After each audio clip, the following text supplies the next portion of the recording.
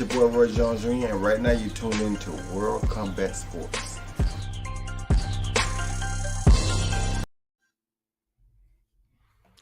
Once again, you're tuned in to World Combat Sports. Hey, salute to everyone, man. Appreciate you pulling up, as always, to WCS Media. Hey, I want to send it out, Facebook, IG, YouTube. Make sure you check out the content. I'm posting a lot of my content out on IG, so check that shit out, though. I wanted to give you an update on Cain Velasquez, man, because this is a serious situation for anybody. Real talk. And being that I cover boxing and MMA, it's just one of those deals where I've seen Cain Velasquez in person before, and I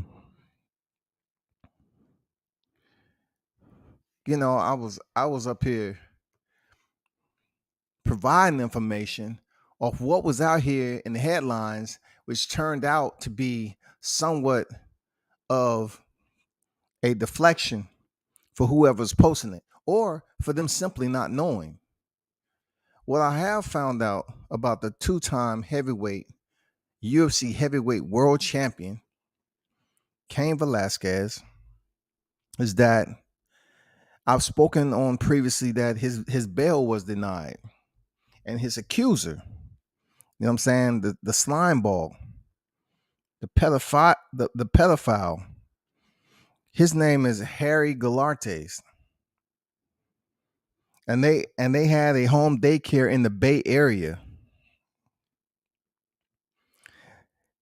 It says just 3 days before Galartes, he was charged in a separate molestation case after he allegedly molested one of Velasquez's underage relatives.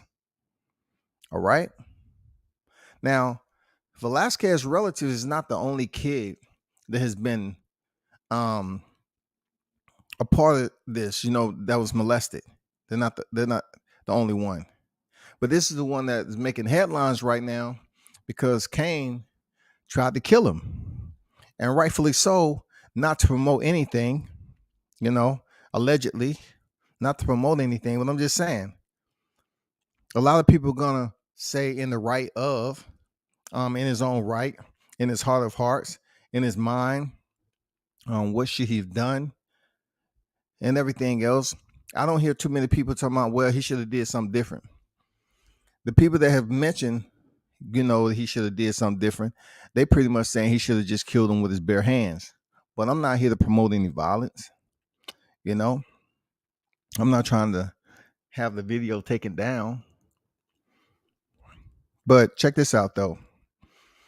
When I was initially on here, I was speaking about how Cain Velasquez, because it was out here in the media that his daughter was the one who's molested, 4-year-old daughter. And I put it out there.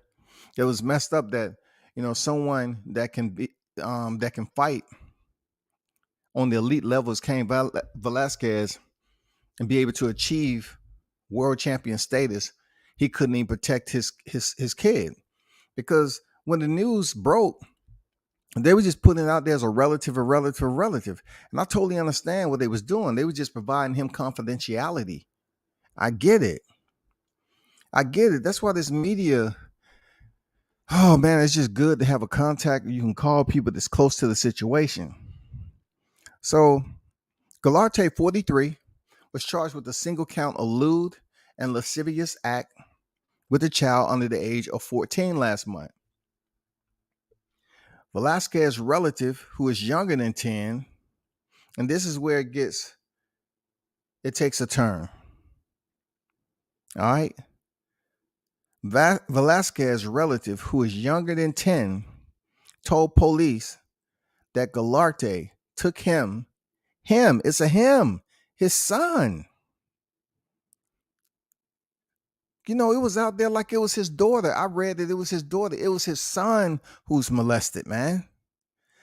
It said police that Galarte took him into the bathroom at a home daycare center that Galarte mothers run and touched his genitals, according to ESPN. This apparently happened 100 times. and alleged happened with other children too. I repeat, and allegedly happened with other children too.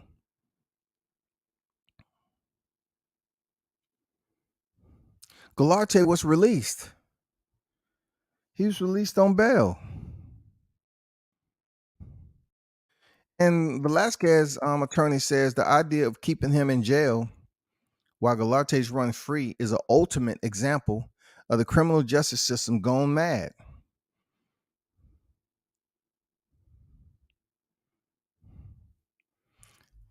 This dude was molesting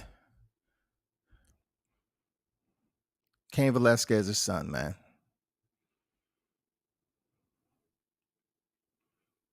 Apologize to those who I reported earlier. That's what I read, that it was his daughter.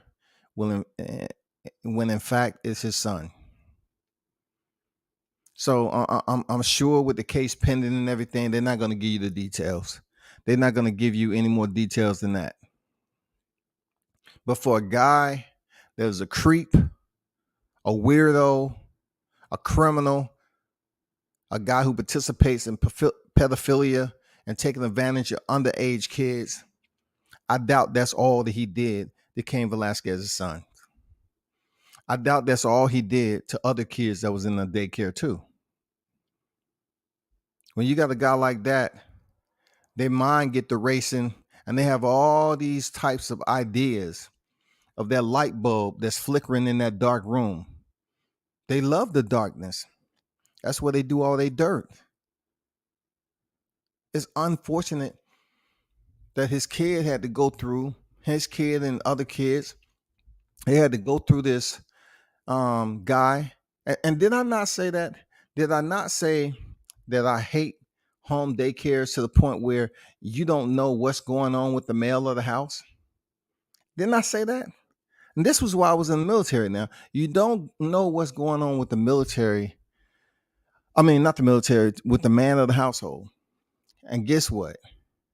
This happened to be the man of the household, and it was a daycare ran by his mother.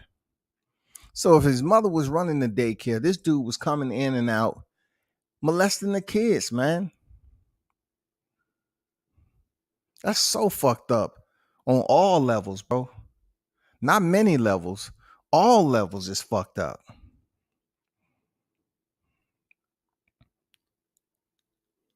Because a guy like that, they have too much time on their hand to take advantage of the young minded. Those kids that's unaware of what's being done to them to after a while. Because they always talk about the grooming process and everything that takes place with these kids. You know, somebody who never had a kid go through it, they'd be like, I don't know why the kid didn't speak up. The kid truly, some kids have fear. I mean, I can't tell you how many variables that cross these kids' minds. Every mind of a kid is different when it comes to maturity. And then also at that age, he's still going through the critical period of learning, y'all, on what's right and wrong.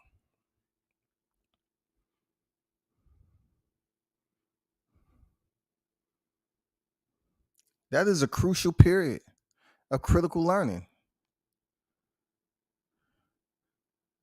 You got a grown ass adult, you know, taking you in a damn closed area, acting like, oh, you got to use the bathroom or whatever. You know, the way he teased and warmed up these kids, it's disgusting, man. I mean, real talk, it's despicable. You know, because you know what you think Cain was going through. I say this over and over again. Like, can you imagine how much anxiety and stress that Cain had before he actually went out there and tried to shoot this man? Do you know how much anxiety you would have as a parent? That's why I look at things like, you know, you hear people threatening people all the time over foolish stuff. That is a situation where you would threaten somebody. Real talk. You would threaten them with bodily harm. You will have to, you know, as a parent, you would just make that decision and say, you know, this is what it's about, and this is what it come to. This act, this is what it comes to. You know what I'm saying? I'm not absolutely feeling no type of way about Cain Velasquez actions for real. Trick Note in the building. What's good? What's good? Hey Trick, I got a different phone, man. Can you drop me your number again? On my World Combat email. Can you drop me your number? I got a different number, bro. Shout out to Trick Note in the building. I see you still over there doing work, man. Real talk. Big salute to you.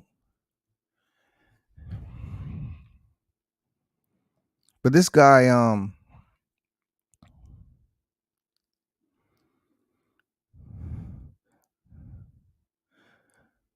this guy's actually provided another outlet to be free.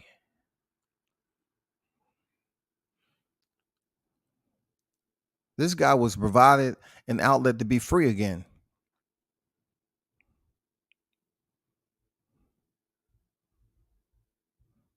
He's driving around town free on bail after molesting, allegedly, people's children.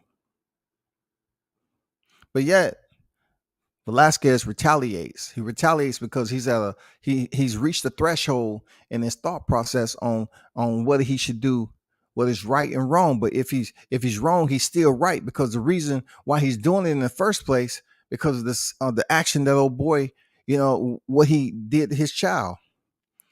You know what I'm saying? So even though the action's wrong, and a lot of people's eyes, it's still right. It's just all about him going to court, and for what he did was right in defense of his kid. They find him that he didn't do any wrong. Maybe put him on probation or something like that. But this is exactly one of those situations where you did something wrong, but it's absolutely right. And prayers go out to him and his family, because now the father's behind bars. I really don't know the setting of his family. I don't know exactly how many kids, but I know it's several fighters, obviously, that knows Cain Velasquez. He was always considered a good guy. He's always a fan favorite. They always want to see this man go in there and win.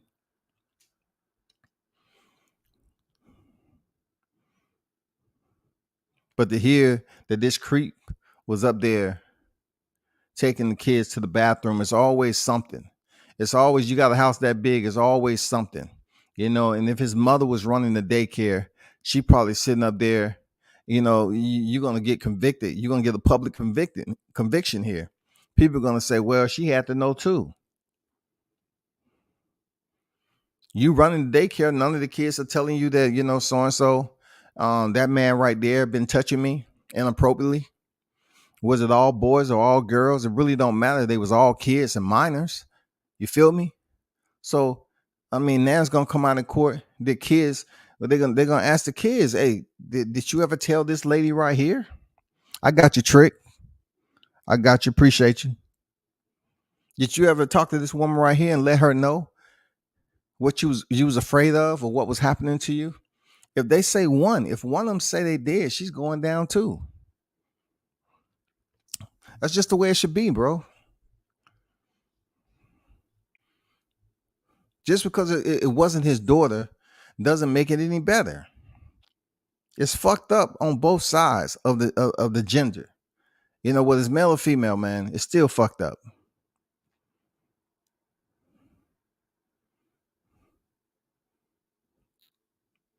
And through all the times his son was picked up from that place, I'm not sure understanding if his son, who he is, is he a normal kid? I don't know. I don't know if his kid ever mentioned it to him, or even had an idea of what was going on with this man touching him like that. I don't know, but I can tell you this: it happens a lot with these younger kids in home daycares, bro.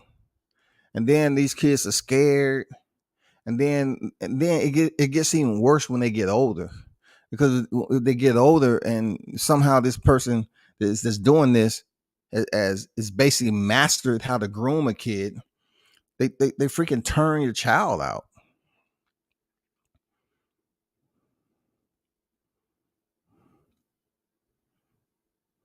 They want to issue threats.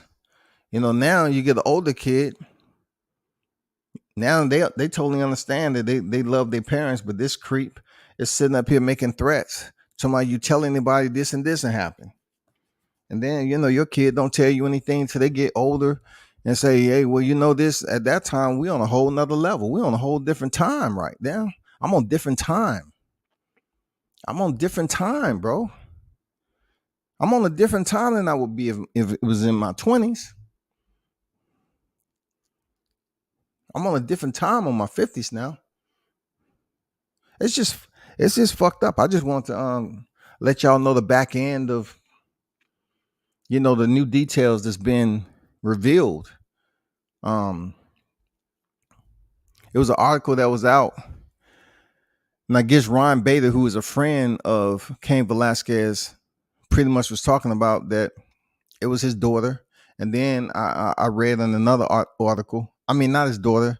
It wasn't his daughter. It was his son. Right. And then I read in another article that it was his son too. So pretty much, the headlines that came out initially, as always, you know what I'm saying? What we call the rapid fire effect. Everybody jumped on it and they would put up, oh, it was a girl. Because, a molester with a girl, they think so much about a young girl being molested first. It brings so much attention to the article. Ah, that's fucked up. He's a rapist. He this. Well, he's a rapist both ways. Molestation is just a polite term to use. Rapist is pretty much what it deals with on both genders, male and female, if you're taking advantage of a minor.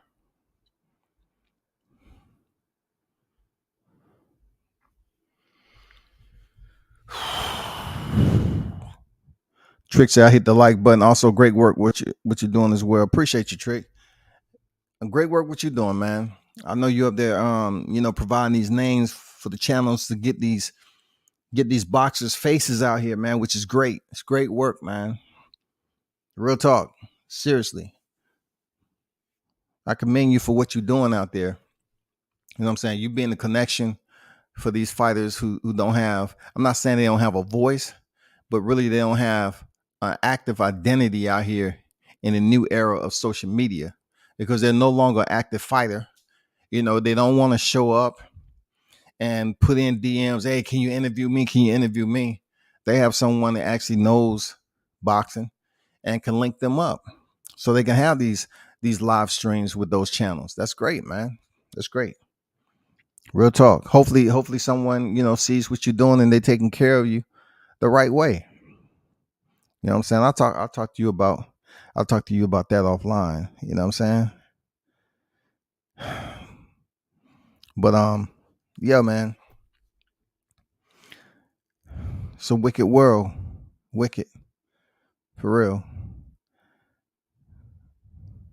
It's a wicked, wicked world, shawty. For real. Prayers go out to his family, man, because he's gonna need them.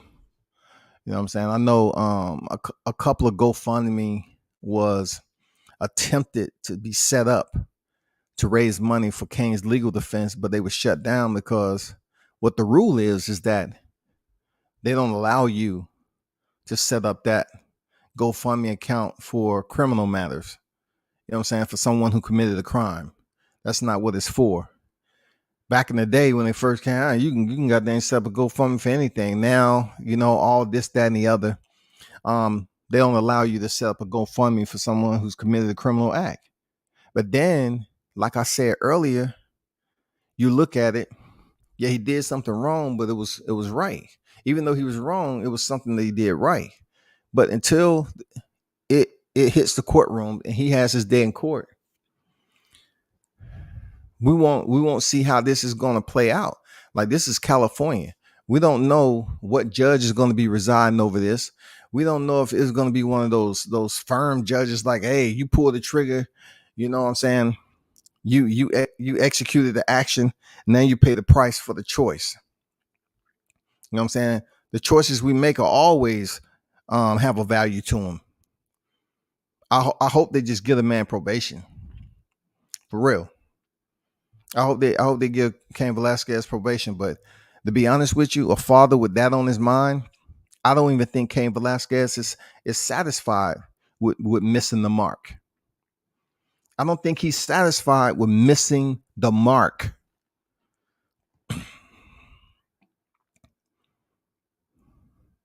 We have to wait till the details to come out to see why there was even a chase. Where did he initially, start the surveillance at to see this guy?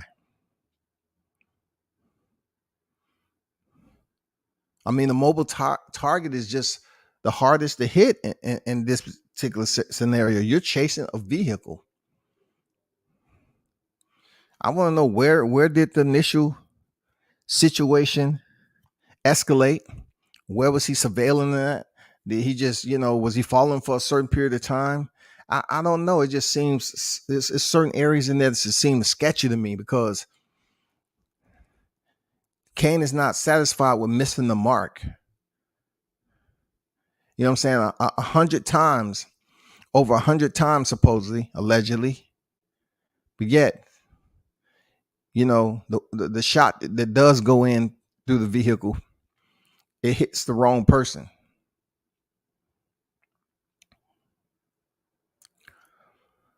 Oh boy.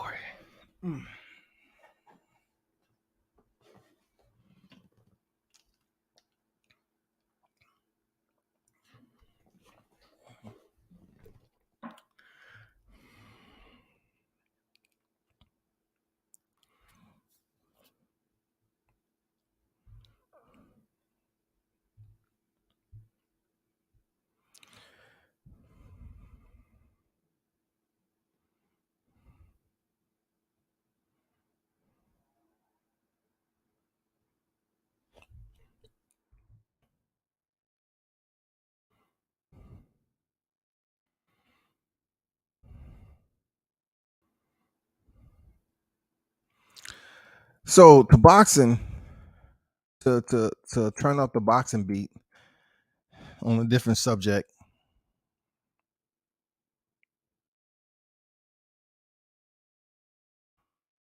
we potentially have the Saul Canelo Alvarez fight against Dimitri Bivol. All right. A lot has been said on this particular fight from the Klitschko's because they're saying basically he shouldn't be allowed to fight. Because my understanding, Bivol is Russian. Right. So being what's going on in his country, this is not a rule that is set up in the US, obviously. We had a Geneva Protocol and everything else. Obviously, this is not a rule that's set up over here. Because if Putin is the one that's making all the calls and he's doing what he's doing, like, why punish those who are over here? That's just like when Fidel Castro was in office. He was in dictatorship. All the Cubans who would come over here for boxing or athletics or sports, and they would defect. Some was able to get away and some was placed back over there only to try to escape again. You get my point, right? So I don't know where the Klitschko's is coming off with Bivol, because Bivol is over here making a living. I understand if the Klitschko's have a more underlying invested interest, because from my understanding, Vitali is the mayor over there, and he has a more vested interest because he's been on record as criticizing Putin for quite some time now. So now that Putin has a bounty out on him, it's almost like he's trying to stop Bivol from making a living. It's just like, how can people in the US be held accountable for what our president do? Let's just say we at war. Like, we've been at war with so many other people, but that doesn't prevent us from going to different countries to fight. We can be at war. We can have troops over there, dying. You know what I'm saying? Defending their country, serving their country, and all this other stuff. That don't prevent boxers that's over here in the US, because we at war with a certain country, to say, oh no, so and so shouldn't be fighting. Shit, we'll never have a motherfucking fight. So that's where I have a disagreement with Klitschko and how he feels about the Bivol situation. And I'm just gonna leave it like that. Not to get too in depth on the political realm, but I do believe like that's a big prejudice, so to speak. It's almost like when President Obama was in office, and we was at war, or whatever, and they want to stop the blacks from doing something, because the president. They want to stop the blacks from, fighting over here, running over here, or playing basketball over here, football over here, going to work over here. I mean, I just feel like, what does Bivol have to do with anything? Next, the Tyson Fury situation with Frank Warren. They're pretty much trying to put the icing on the cake and set the chessboard. It's going to be no British referees for the Tyson Fury versus Dillian White fight. And you know me, I always got to go back in reflection. I'm like, damn, I wonder why this conversation didn't come up when Deontay Wilder was fighting Tyson Fury. But sticking to the topic, no British referees will be here for the Tyson Fury and Dillian White situation. This is more so from what I'm reading that was requested, or however they want to play it, that Frank Warren said it's not going to be any British referees. Now, for me, something has to be going on behind the scenes where there might be some type of collusion. There might be some type of plot. Is some type of conversation going on behind the scenes that gives Frank Warren the reason to think that there might be something brewing. You know what I'm saying? There might be something going on, because boxing always have plans. You know what I'm saying? It always have this saga and scandal mixed in with it. Easy. Like, that's their primary season when it comes to Captain Corruption.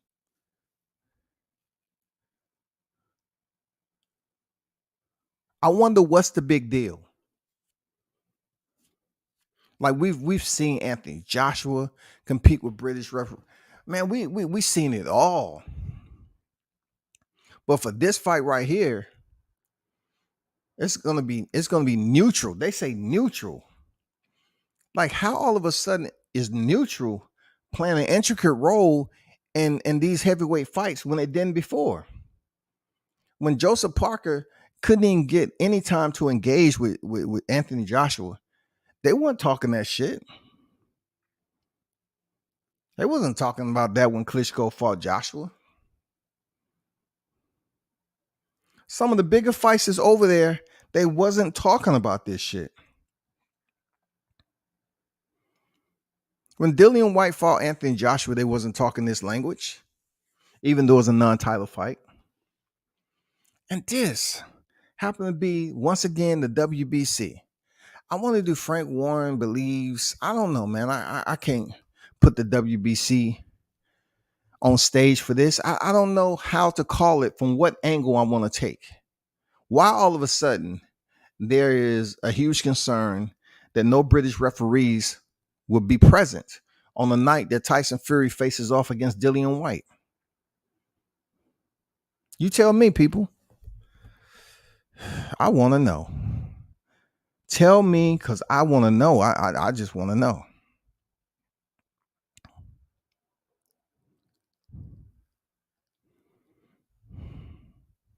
King Mitch in the building. What's good? What's good? I see you, bro.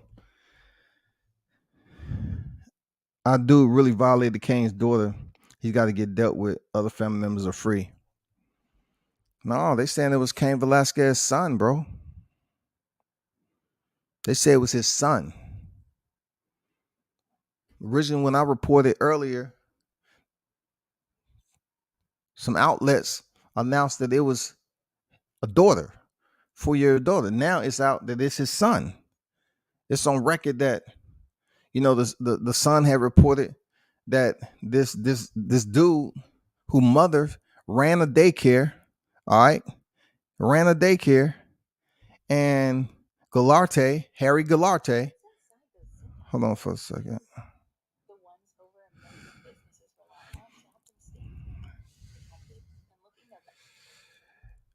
Excuse me. Harry Galarte's mother ran a daycare, so that automatically attached him. It was a big house with a playground out there, and the kid had said that, you know, allegedly Galarte was touching him on his genitals. I think that's just to be light when it comes to the case pending. They can't put too much detail, but I'm pretty sure it's much more that drowns out, common decency and humanity when it comes to this. It's going to drown it out. It's going to get very, very dirty before this really starts to clean itself up. Real seriously, there's no way in hell this creep had a kid behind closed doors and all he was doing was touching the kid. No, creeps do creep shit. D-Ray Promotions, what's good with you? Say salute, WCS, salute to you, man. But that's where we at with it, man. We was talking about Frank Warren and the no British refs, which, in my opinion, I could care less either way because, you know what I'm saying? I don't even want to go in detail about what I think about, the boxing scene over there. I just felt like it's been a lot of fights over there across the pond where the shit was just crazy. Like, who am I to open up WCS box of thoughts, bringing into the effect with Dillian White and the glove scandal that he had with Oscar Rivas? Who am I to just start thinking about shit and turning back the reel a little bit, spinning the reel, as I call it? Didn't Dillian White have a scandal attached to his name with the gloves? Didn't he come out with different gloves than initially agreed upon? Didn't Dillian White have something go down with David Blaine being on deck and made his B sample disappear? Wasn't that Dillian White? Wasn't Tyson Fury, involved in scandal? If it wasn't back then, it was now. Both of these guys, in my opinion, should have whatever, judges and referees. You know what I'm saying? I think I've been saying referees, but I might have said judges. But the judges, they're going to be all neutral, no British judges. And who knows what the referee is going to be like. But both Dillian White and Tyson Fury has been a part of the stink scandal over there across the pond.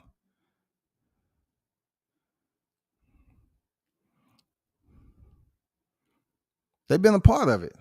When I say for Tyson Fury, a lot of his scandal has been a part of the U.S., but he's still, what?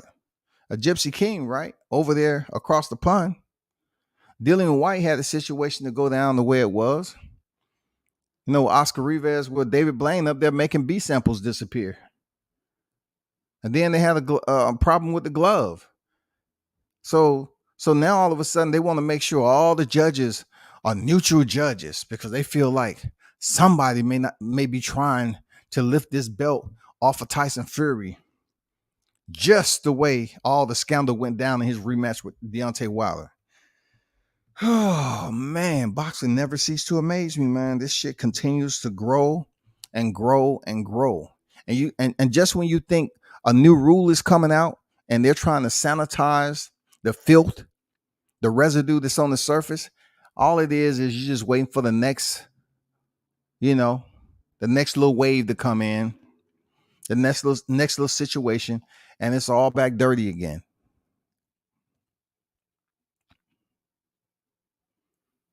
I don't see what the big problem is, for real. Let the referees stay as they may and fight it out. It's one way not to go to a referee now. We all know that. It's one way that we don't go to the referees, and that's via knockout. So a lot of people thinking that Tyson Fury can knock out Dillian White. Man, hey.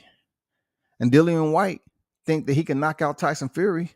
Why are we up here worrying about the referees and the judges? Don't send it to the scorecards. Go in there and have a rock'em sock'em banging out type of warfare, and then may the strongest man win the fight.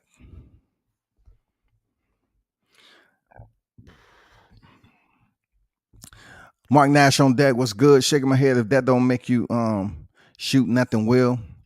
Yeah, man. Like I reported earlier, it was his daughter, but it was his son. His son had reported that Harry Galarte allegedly had been touching him on his genitals and all this other stuff that goes on. And a creep's mind like him.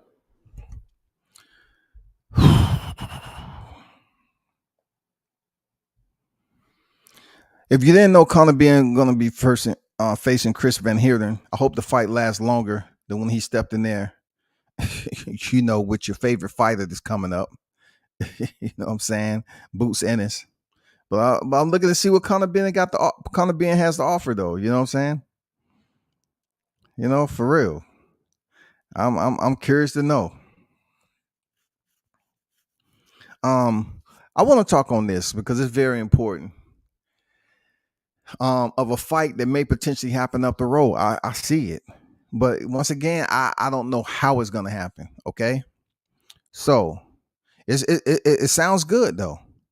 Kamaru Usman, who is the current reigning defending undisputed welterweight world champion in the UFC, has been talking and he's been asked about a fight with Canelo Alvarez.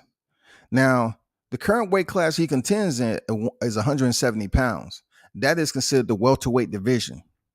Now, 170 pounds will put Canelo, right in the mix at balancing the scales of the catchweight with Kamaru Usman. And of course, this would be boxing, but a lot of people are tuned in to the buzz, man. They feel there's some type of merit to this fight. They feel that it's some worth to put interest into Kamaru Usman facing Canelo Alvarez, because now we have an individual that competes at a high weight at 170, and Canelo highest weight that he's contended at has been 175. So they round about where we want the scales at.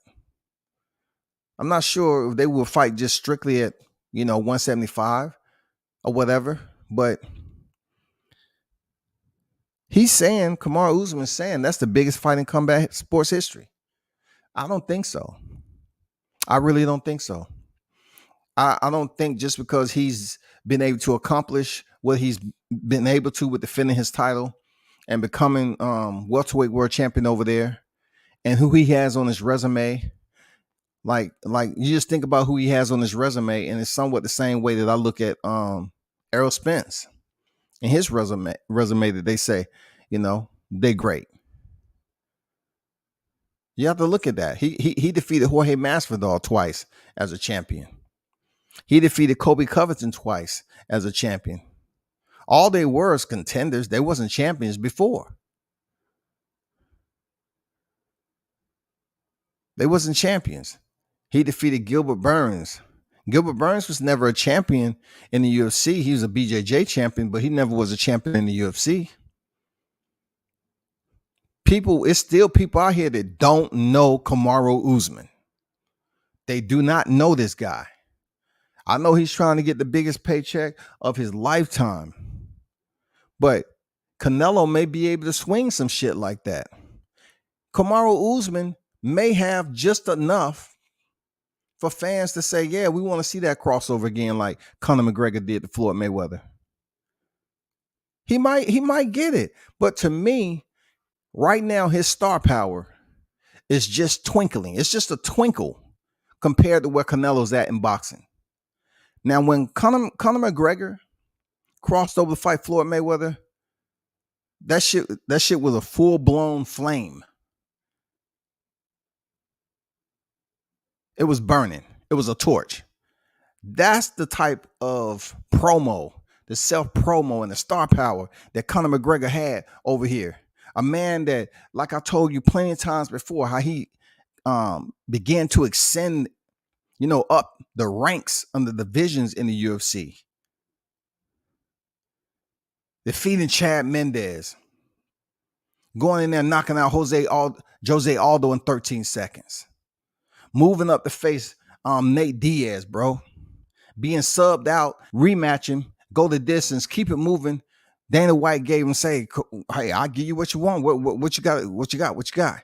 Because he said Conor McGregor would fight when others were saying, "No, I don't have enough fight on training camp. I don't have this." Conor McGregor would fight, so he went up there and gave him the 155-pound title shot with the Underground King Eddie Alvarez. Boom, knocked him out. Then what he decided to do is jump on that goddamn. he jumped on that jamboree that was going out there for Ronda Rousey. That OK Corral that Ronda Rousey was taking shots at Floyd Mayweather. You know, just because she received an ESPY award and she was up here saying she'd beat Floyd with one hand behind her back and all this other shit. Conor McGregor, he jumped on the wagon too. He said, I know for a fact I can talk better trash than Ronda. And I'm a male. We're never gonna have a co-ed type of fight because Floyd would have destroyed Ronda Rousey. He would have ended her career. That she wouldn't even be able to go to World Wrestling Entertainment. Or better yet, this day and time, it would have boosted her freaking star power if Floyd would have knocked her ass out and she would have went to the WWE because they would have said, damn, she stepped in there with a man. But Conor McGregor steps over there and get paid. And then his star power just went through the roof, man. Never looking back. Does Kamaru Usman has what it take? Does he have that tag, that star power tag on him? Where if he starts to talk shit to Canelo, I don't know how that's going to play out, but both of these guys can fight. Now, we know the Kamaru Usman will fuck Canelo up in the cage, period. And there's no signs of Canelo saying, I want to go inside that cage like Jake Paul is saying, right? So let's exclude that just like we did Floyd Mayweather. Now, for Kamaru Usman to go over here and put on these gloves, it's going to be a whole different story. The good part about it is that mixed martial artists, they do spar with boxing gloves, of course, so they can save their hands. They don't spar, heavy sparring when it comes to boxing in 4-ounce gloves. So he has to go into the four-corner domain in Canelo's domain and face him with those gloves on.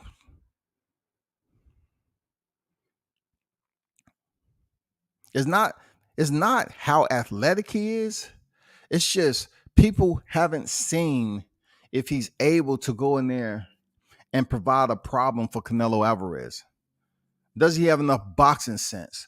Because he did land a beautiful straight right hand on Jorge Masvidal and knocked his ass out on his feet. Beautiful. He stopped Gilbert Burns and knocked him out. He broke Colby Covington's face, as Kamaru Usman put it. I think if he fights somebody else of a big name, sometime up the road, I say over a year, he might get the shot.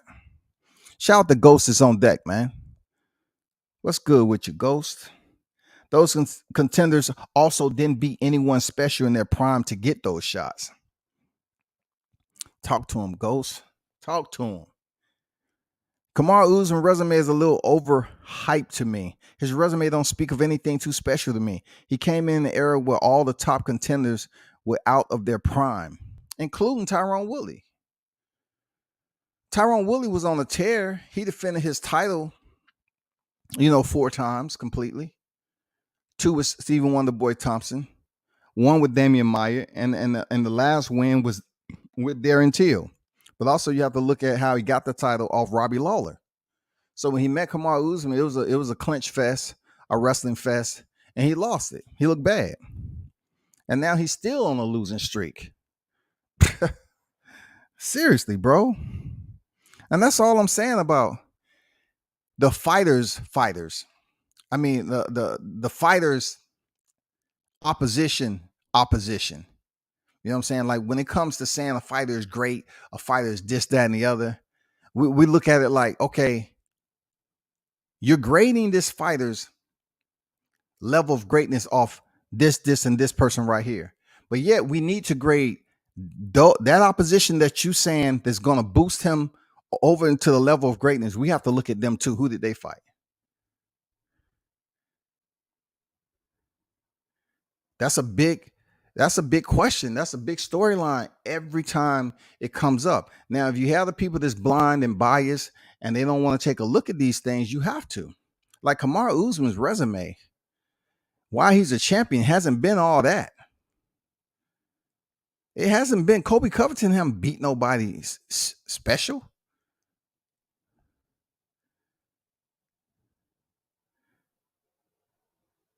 Jorge Masvidal has 16 losses now, man.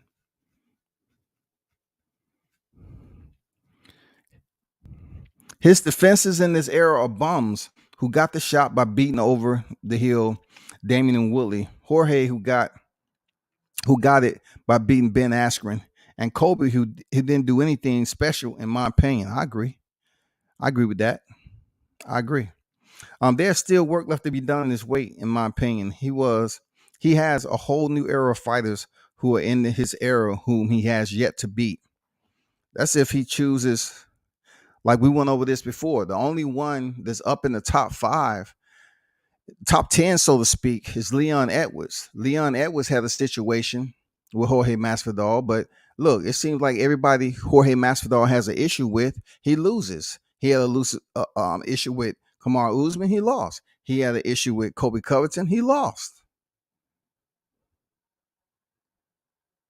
The one he really didn't have an issue with was Ben Askren, and Ben Askren was at a point where he was coming off a win with Robbie Lawler, 19-0, knocked out by Jorge Masvidal, and subbed out by Damian Maia.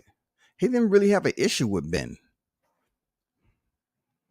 But now, the only other person out there is Leon Edwards, and he's kind of like the Demetrius Andrade of boxing.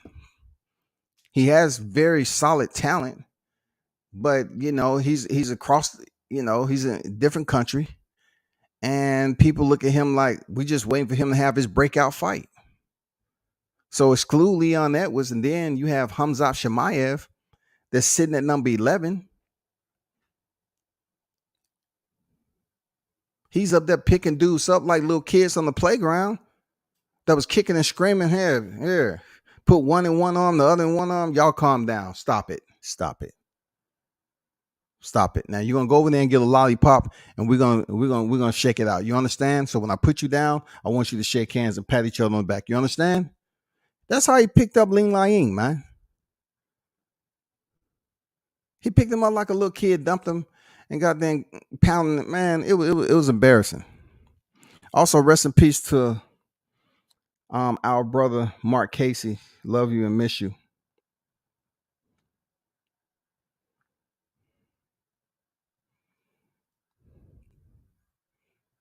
Mark Casey. When did he pass? Oh, I'm speaking of the wrong one. My bad. I'm speaking of the wrong one. I'm thinking of the wrong guy.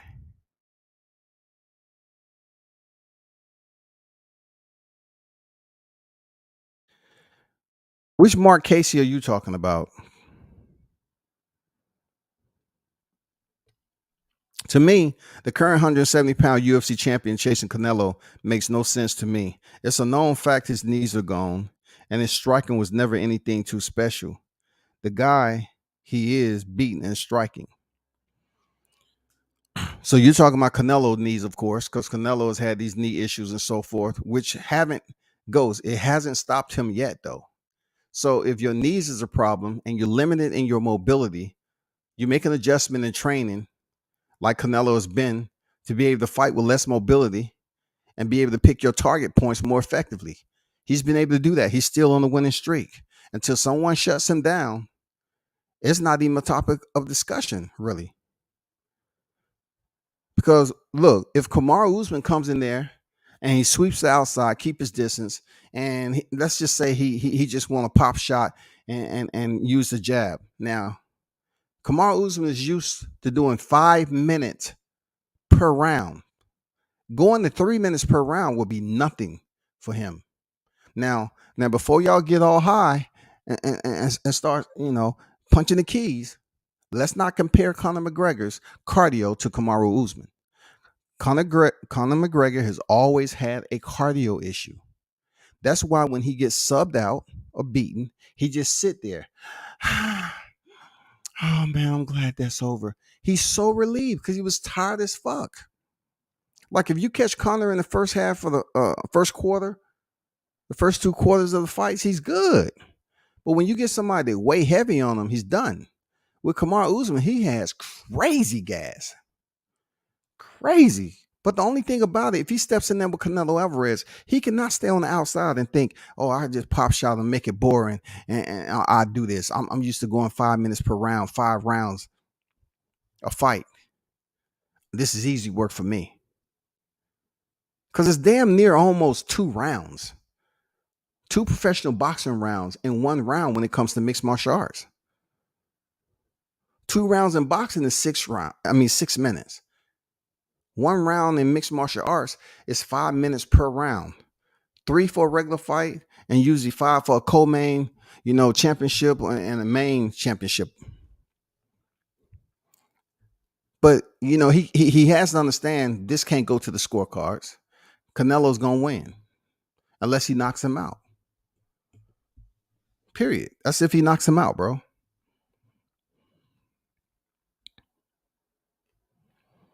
For me, the most part is not anything special. To me, stopping Jorge Masvidal doesn't mean much because was it because of striking ability? He got his nose broken in the first fight and got the KO due to the threat of wrestling. Kobe got his face broke, but did not land upwards of 100 punches in 4 rounds. Hurt him several times on the feet. Kobe boxing, in my opinion, was pretty decent. You know what I'm saying? And I initially thought coming from a wrestler. I'm saying I understood Kobe. I understand truly that Kobe was working with a boxing coach. I like the first fight because both of them guys was throwing some nice, solid punches and landing on each other. But of course, I just look at I don't know. You see a lot of guys that dealing with wrestling and BJJ grappling game. They're working on their boxing skills right now. You know what I'm saying? Damian Maya was forced to do that shit. You know what I'm saying? He come in here and always want to grab, hold, and clinch, and people start goddamn putting them hands on him. They practice they take down defense, not so much a scholar on the ground, but they practice they take down defense, and they start using those counter strikes when these fighters level change. And then you keep on going for a takedown with a guy who has pretty superb takedown defense, you're gonna start to get tired. And then your entry speed is gonna be slower. You know what I'm saying? Just ask Curtis Blade when he was knocked out by Derek Lewis. That's another wrestler. They got his ass beat by Francis Ngannou twice.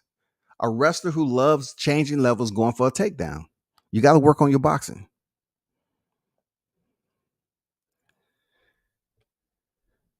The parents should tell their kids what to do if anyone touches them because the kid would be more fearful of telling the parent because they don't want their parents going to prison. That's if they're cognizant of the severity of what is the wrong in it. Their ghosts. This is what I'm saying. Like if some parents don't make their kids aware of some so they can be cognizant of what's going on, because kids get taken to the bathroom all the time. You know what I'm saying? Kids get they ass wiped when they can't do it themselves. So to certain kids, they feel like, okay, I'll take a crap in a diaper, or you get to a point where, the kid is wearing pull-ups and it's up to them to tell the parent, hey, I got to go potty. Okay, cool. Boom. You go potty. Even when the kid go potty, they're not wiping their own behind. We are. And I still feel we should get some reparations for that. But, these kids be ungrateful as hell. But the kid, we have to wipe their behind, clean them up, make sure they don't get no rash, put a fresh pull up on them or whatever, and go on about their business. Now they have to separate what mom and dad is doing at home as parents, vice what potentially they will experience in the daycare setting.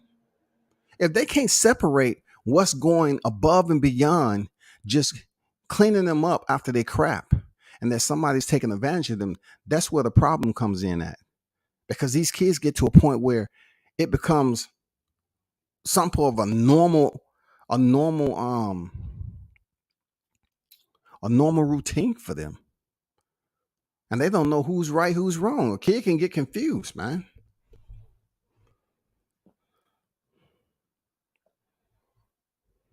When Strikers is he beaten, he got dropped by Burns, who isn't anything too special as a stand-up fighter. To me, I don't get where he's a great striking skill at all. I don't think. I don't think I use the word great striker. When I say great striker, when it pertains to mixed martial arts, I'm not strictly referring to boxing. I'm talking about overall striking ability from 12 to 6. That's what I'm speaking on. I'm speaking from his hands to his feet. I'm speaking in between that to his joints, with his knees and his elbows. On top of that, I'm speaking on how his delivery and execution is, which throwing those strikes. That's what I'm looking at when I say in mixed martial arts terminology. I'm thinking about them being a great striker on how versatile, how fluent, how creative they are as a striker in the cage. With a boxer, we look at different facets because they're much more limited to how they can throw a strike with their left and right hand. If you turn around the wrong way in MMA, you still get kicked in the back. You get kicked in the side and back of the head. Ain't nobody stopping the fight. Now, if look, check this out. If you're in MMA and you punch a person in the back of the head, right? You do a rabbit punch, pop, pop, pop, boom, down. Okay, referee breaks you, and you can't punch in the head. That's a warning. You can't punch him in the back of the head. But if you in the midst of striking and your opponent turns to avoid defensively something, and the kick hits that fighter in the side of the back of the head, they're not stopping the fight. If you go down from that kick, that's just what it is. It's crazy, huh? That's just crazy. Like they would disqualify you for a 12 to 6 elbow, but yet you can still get kicked in the motherfucking head with a shim and go down. Which one are you going to generate more velocity with? Just think about it. What if you had the power in your arms than you have in your legs? What if we had the same type of buildup? We can generate the amount of striking power and velocity in our arms than we could our legs. But yet, in MMA, especially in the UFC, you cannot use a 12 to 6 elbow to strike your opponent if you have top position. No 12 to 6 elbow now. But you can use a 3 to 9. You can slice them. I mean, in my opinion, a downward elbow, in my opinion, I know the point of the elbow, but you can break that shit if you hit somebody on the head. But if you're coming across in a sweeping motion and using the elbow on somebody, it can do just as much damage, man. I got a call from his brother last night, Marquez, who used to be here all the time. I mean, what happened to him though? Are you saying he passed away? I didn't know that, man. Prayers go out. I did not know that. His brother told me last night that he passed away a while back. What? Damn, dog. Wow. Didn't know that, man. You know, it's been several people that I've seen that used to frequent these YouTube avenues. You know what I'm saying? I heard D Hodges is no longer. I don't know. I don't know. Like just because they disappear, like I know it's one dude that was showing up on here, but he's no longer around, but he's locked up. And then you had another dude who was very theatrical with his outfits and everything, with his character. He OD'd. Then D Hodges, don't know what exactly happened to him. They saying he passed away, this, that, and the other. I'm not sure how true that is. And then of course, Kurt He been battling certain health issues. He passed away. And then Mark Casey, of course, didn't know about Mark for real. But prayers to his family, man. Didn't know he had health issues. You never know who you're talking to in these YouTube avenues, man. No, I'm talking about Usman knees. He can't even walk on concrete anymore. Wow. Well, that makes two guys with bad knees then. Canelo has bad knees too. Canelo has bad knees too. So if Usman has bad knees and he can't even walk on concrete, wow. I don't know how he's gonna have. That's probably why he's looking to face Canelo Alvarez for a payday, because he don't see him being in the sport that long. He probably going through that pain behind the scenes. Yes, Mark family informed me the fear of Charles' uncle. Damn. Yeah, I remember Mark coming through here too. I just had to sit with me. I was thinking automatically combat sports, and I was thinking Mark, because I know you know a lot of people out there in combat sports, but his name is not spelled like that. Plus, he has a different first name.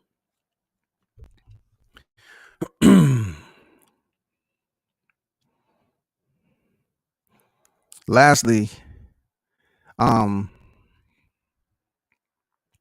hold on for a second.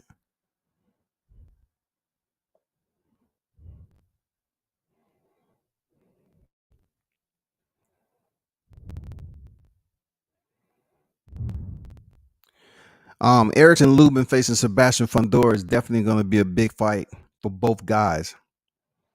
For both guys, it's going to be a big fight for both guys. Erickson Lubin has that knockout previously of Mel Charlo, and Mel Charlo pretty much always, um, peel back that scar tissue and make it known that he did knock him out.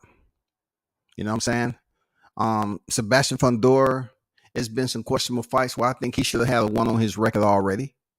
Um, in my opinion, even if it was Danny Lewis or freaking Jamonte Clark, I thought Jamonte Clark boxed a very intelligent fight. But with Sebastian Fundora, I did not see him stopping Nathaniel Gallimore. I didn't see that happen. I didn't. I just didn't see him being the first to stop him. I didn't see it, but he did. Um, I always put it out there like this. It's amazing to see Fundora being able to box the way he do on the inside and keep up that tempo as being as tall as he is. But like I told people years ago, I said Fundora is going to have joint problems. There's no way around it. He's very tall and lanky, and he's going to have joint problems. His limbs are extremely long, man. He has extremely long limbs. So when you're taking impact on those limbs in both practice and in the fight, you're gonna go through some pains and ailments. Now for Erickson Lubin, people are always gonna look at it like, what's gonna be Erickson Lubin's strong points, coming out the Kevin Cunningham stable in preparation for this. What is gonna be his strong points going in there to fight the Towering Inferno, man? He's been able to break the code on all his opposition so far, besides Jamonte Clark. He couldn't break the code with Jamonte. Jamonte knew when to stay in close quarters, know when to create space, knew when to pop that jab and stay behind the stick. He knew a lot of good shit that made that fight very entertaining.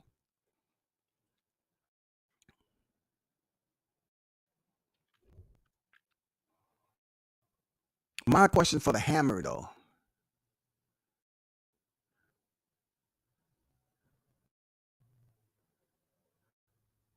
what area are you going to focus mostly on? You know what I'm saying? To start breaking them down. What area? What is going to be his game plan for somebody so freaking tall and can box? If Sebastian Fundora, if I don't even want to prognosticate that shit. I'm looking for a good fight. You know what I'm saying? I seen him hurt in the Jason Rosario fight. He came back and stopped Jason Rosario. That was a weird fight down here in the A. I'm gonna give Erickson Lubin the benefit of the doubt that, I don't know, there's some maturity there. Hopefully he did some strength and conditioning different. I know that there's going to be some people. I can only hear Mitch. I can hear Mitch right now say, you know what, I don't care how much strength and conditioning he does. God damn it, they ain't going to train and build up that chin. You know? But I'm hoping. I'm hoping that Erickson Lubin goes in there and give us a performance that we ain't seen before. Because his fight with Terrell Boucher, oh man, it wasn't hardly any action in that shit, man. Y'all hold on for a second.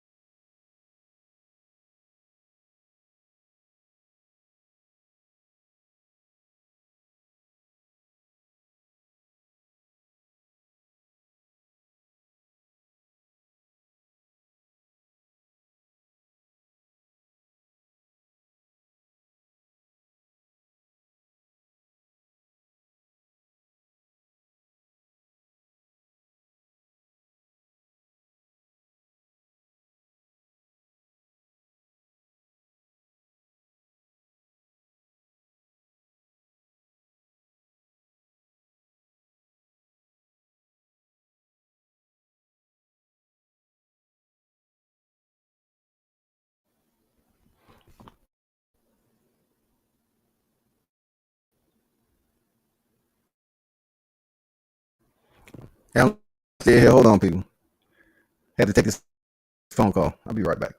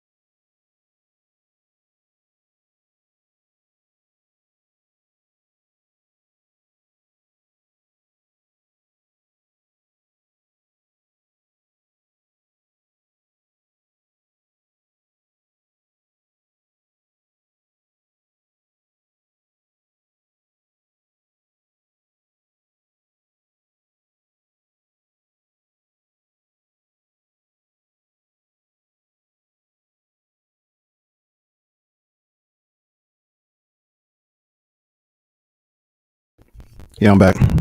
Boxing shit. Some of these phone calls I have to take.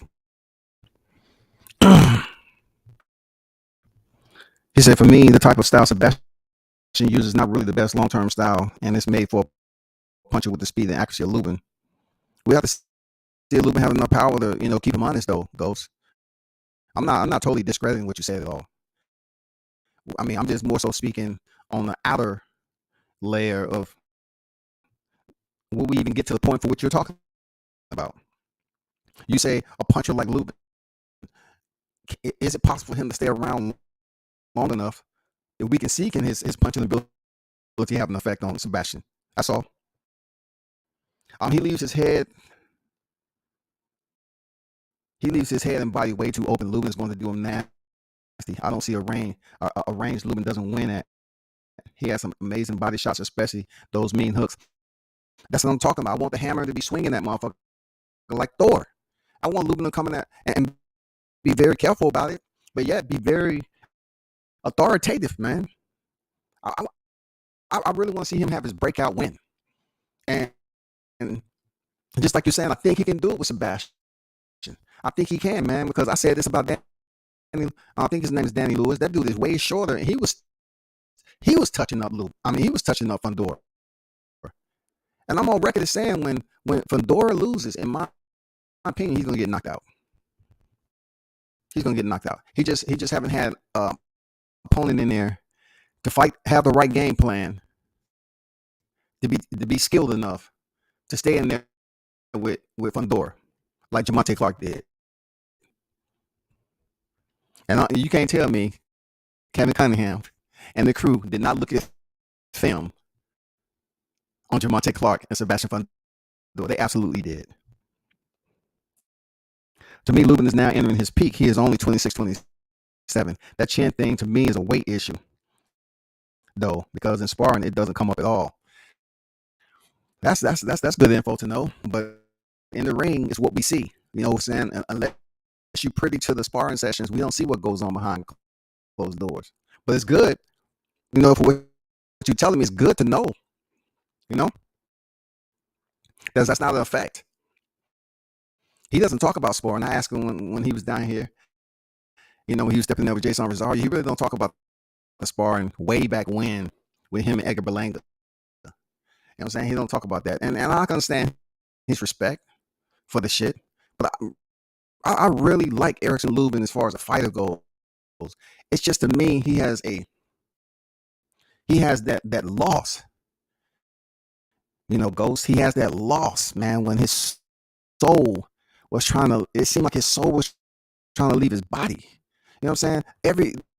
That's etched in a lot of people's mind of how Jamel Charlo did him dirty. And him reaching up. You know what I'm saying? The shit was still, look, the shit was still shooting back and forth, man. It was, the electricity was still firing off in his brain. He was trying to get up, but the mechanical functionality was shut down. It was all the way shut down, period. The power cell, it was sparking, but he just wasn't able to make it to his feet. I like Lubin as a fighter, man. I like Lubin as a fighter, bro. He's not a punk. You know what I'm saying? He ain't a punk. He has a lot of freaking potential. I want to see him push past that Jamel Charlo shit and win a world championship. And this will be the fight. I don't want to see him take a second L, especially against Sebastian Fundora, who I believe is being gifted a couple of fights, and they're trying to get him to the championship pinnacle. And then I don't even think he's going to really do anything special with 154 after he get the belt. I think Sebastian is going to get a belt and move up to 160. Dude is tall. It has to be some type of way for him too now. You know, him and his sisters in the game. It has to be some type of way with him. You know, he's gonna get the belt at 154. Now, you know, you got Charles Conwell, like I said before. Man, you got a lot of heavy hitters that's coming up in that motherfucker. Erickson Lubin has the leading role in being the first one to go in there and shut down the Tavern Inferno. What did old boy say? Oh, god damn, my man, it slipped my mind. Hold on for a second.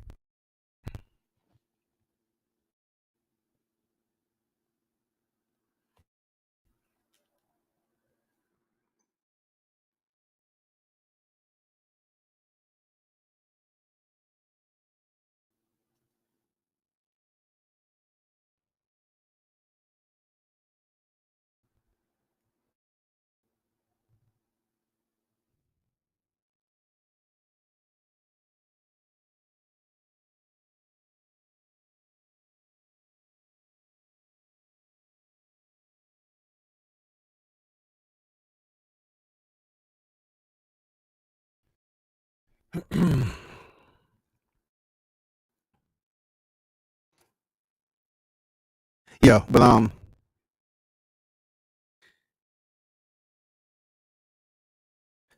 Eric Lubin has to come in there and be the fireman, dog. He has to come in there and be the fireman. He has to never allow Sebastian Fundora to be the arsonist. If he allows him to be the arsonist and set fires in that fight, he's burning them down, dog. That's just point blank period. What we've seen before, he's gonna burn them down. Lubin has to come in there, not really full guns a blazing, but he's to come in there and fight education, like he's educated in, delegating his strategy the right way. Not coming there, he ain't gonna be starstruck. None of that shit. This is a big fight for them, Lubin. This is a huge fight. This is a really, really huge fight for Erickson Lubin. because he goes in there and make a statement with freaking Fundora. Man, it puts him back in the mix. It puts Lubin back in the mix, dog. Real talk, it puts him back in the mix for real.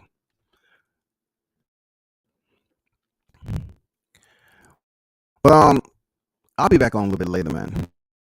I definitely have some things to talk about. I really want to go into depth about, my disappointment with, Jamel Charlo's interview again, and how Mar Charlo is pretty much um apprehensive about moving up to 68. Like I said before, Demetrius Andrade does it before Mar Charlo, then that shows who has, the bigger cojones in reality. Sitting at 160 waiting on the damn Canelo fight. I just don't see it happening. Your name ain't Triple G. You don't have two fight history with Canelo Alvarez. And then with Mel Charlo, I think he's nervously waiting to see how the fight plays out with Castaño. He finds out that and he gets all the belts. Then you're gonna see Mel Charlo elevate his trash talking. Now you're gonna see him be a lot more vociferous about what he want to do at 54. The crazy part about Mel Charlo is that I don't even think if he wins undisputed, I don't even think he's gonna stay there long enough to benefit off of it. I don't know if he's gonna pick the right opposition to defend the belts. Just say he picks up the belts, right? There's a lot of people that's there. You know what I'm saying? Like I said before, you have Tim Tszyu. You know what I'm saying? Bakram Montelayev. He's in the shoot. Those names are going to be coming up before Terrence Crawford. I don't think he really wants to, see Terrence Crawford trying to move up and face him for the belt. I don't think so, because he looks at Terrence Crawford in a way that, yeah, he's small, but yet he is a danger, just like Tony Harrison was. He understands, how deleterious he can be facing a damn smart, intelligent boxer as Terrence Crawford. People have to understand that, like, if you call yourself a hardcore fight fan and all these cliche terms that float around YouTube, right? You have to understand one thing. If you all did not speak the same language with the same intensity when Mikey Garcia was moving up, and you was busy talking about, oh shit, Errol Spence's fighting Mikey Garcia, 4-weight champion. That's great. But yet, Bud is only moving up one division. That's it. He's moving up one division. He has 6 fights at welterweight already. Mikey Garcia had 0 when he decided to move up. 0, and y'all embrace the shit out of him. So y'all need to do the same thing. If Bud Crawford tends to move up and face Jamel Charlo, give him that warm welcome. Go over there and step on Mel Charlo. Give him that welcome. For real, because that's going to be a good fight. Because we don't know who's going to win. Bud Crawford's my guy. We don't know who's going to win at that fight. But the good thing about it, you're going to have so many Mel Charlo fans up here saying, yeah, he going to knock Terrence Crawford out. If he does, then that's the way the fight played out. And Charlo has bragging rights. That's how it plays out, people. I can't do shit about that. But what I can tell you is that I think Mel Charlo's a bit hard-headed. I think the way you can defeat him is outside the scope of a lot of you all, the way you think about that matchup. Because we're talking about a very educated fighter that's going to step in there and understand that Jamel Charlo has power. He understands he has power. He understands he's been campaigning at 154, but yet when he comes in there, he's going to be much higher than that. But we don't know how Terrence Crawford is going through the weight cut, how he's performing at a higher weight class. And he don't have to drop that extra weight to step in there at 154. We don't know, because he's going to be much stronger. You know what I'm saying? Fighting at 154 pounds than 147. It's going to come down to who's the better boxer skill-wise, period. It is a dangerous fight for both. It's a dangerous fight for Mel Charlo. It's a dangerous fight for Bud Crawford. But we've seen in the past where all you have to do is look at the Austin Trout fight with Mel Charlo. He went in there trying to take Austin Trout's head off and do it better than Mel Charlo. And they're telling him, even his brother was saying, calm the fuck down, dog. Chill, relax. Why are you trying to damn headhunt? Chill. He wasn't listening to Derrick James. He wasn't doing shit. The only time he looked halfway decent, like he was zoned in like a lion, was when he fought Tony Harrison in the rematch. Now he was zoned the fuck in, dog, because he had to get that belt back. So I'm saying he got the belt back. Did he get complacent once again? I think a lot of people. I know Castano is giving him this extra motivation to get that training in, because why? He accusing the man of pads and everything else. He's gonna have to damn back that shit up. And then with Bud Crawford's name has been in conversation with a stablemate. And believe me, I'm just telling you in all honesty, right? That this Crawford Mel Charlo is going to be in the same freaking bowl that we've been talking about with Errol Spence and Crawford. Same thing. We just gonna stir it up a little bit different, put some more seasoning in it, and then put it over there. We're gonna place it over there. We're gonna wait. That's the marination. It's just gonna sit over there and marinate. That's all. We can't turn on the burners. You know what I'm saying? Like just because we heat up the stove a little bit on the topic of conversation, that doesn't mean we cooking it. That don't mean we put it in the oven to get cooked, because the fight is far from being done. Because we just put in different seasons, with the topics to stir it up and shit. Hopefully something come about it. But when it comes time, if this fight does happen with Crawford and Spence, right? It would be much needed for the sport of boxing. It'll be great. That fight would be great. It would be awesome. And I'm really hoping it does go down. Because maybe some of the people I thought that was friends and was cool, they can kind of tighten up a little bit and don't be upset. They'll be so upset when it comes to Errol Spence. Because look, I'll tell you, like I say all the time, what you got mad at before, you definitely gonna be highly upset afterwards. What you was mad at before Crawford steps in there with Spence, you're gonna be entirely upset. You're gonna be extremely upset. What's that C word they use? That long, cantankerous.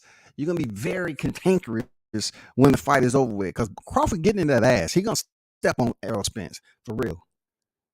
I can't wait till it happens. He gonna step on it, and people gonna have their feelings hurt. They're gonna goddamn try to call up the moving company and say, I gotta move out of Texas now.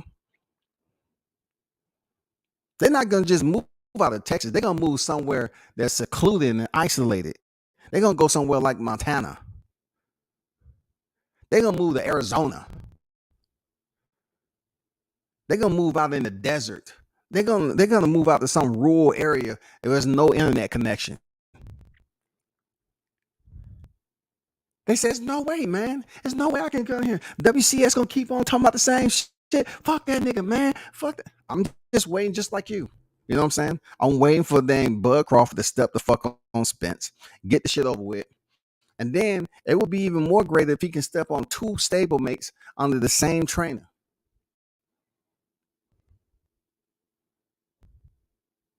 That's what I call moving the room. Turn up and tune in to World Combat Sports.